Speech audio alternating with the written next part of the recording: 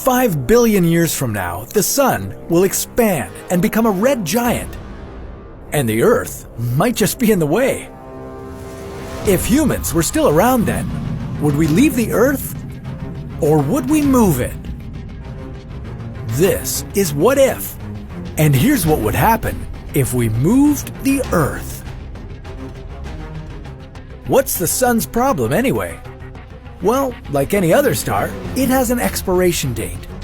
The beginning of its end will feature our Sun swelling into a red giant, wiping out everything that happens to be orbiting it too closely, like the Earth.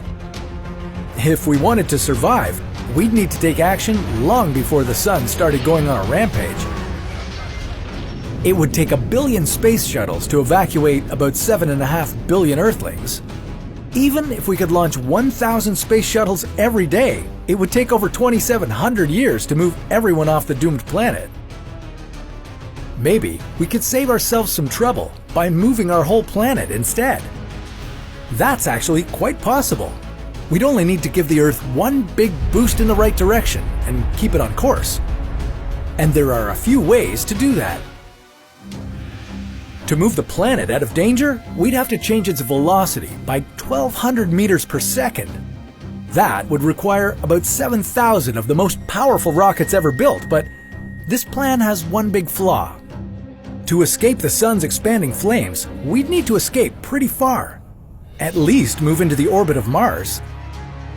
Moving something as bulky as the Earth to a safe zone there might take us billions of years. And for every billion years that passed, we'd use up about 1/3 of the Earth's mass as propellant. That's not very efficient, is it?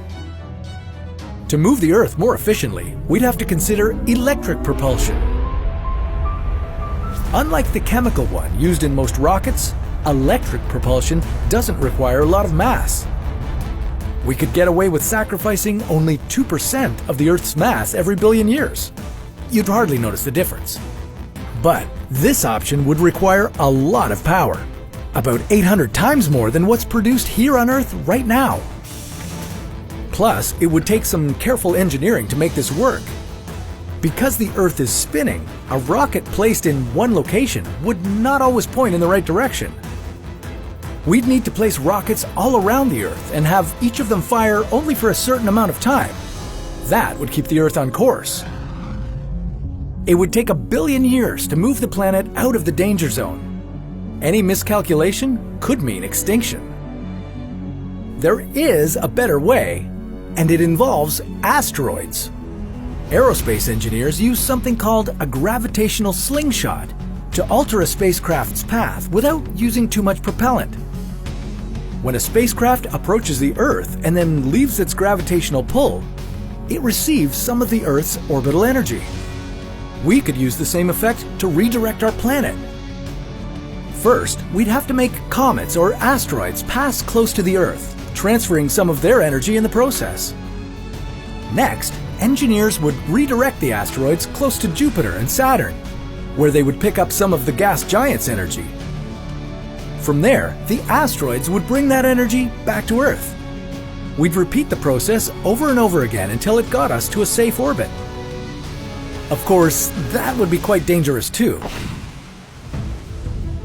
The slightest miscount might redirect a gigantic asteroid right into the planet and destroy all life as we know it. Now, we wouldn't be taking the moon on our road trip around the solar system. Most likely, we'd ditch our celestial partner the moment we pushed Earth's orbit away from the Sun. Now, the big risk here is that moving the Earth might disrupt the whole planetary system. It could easily destabilize Mercury or Venus, setting them on the path of destruction. And there's no one living on those planets that can save them, at least not that we know about. Maybe we'd be better off terraforming another planet to use as our new home. But that's a story for another What If.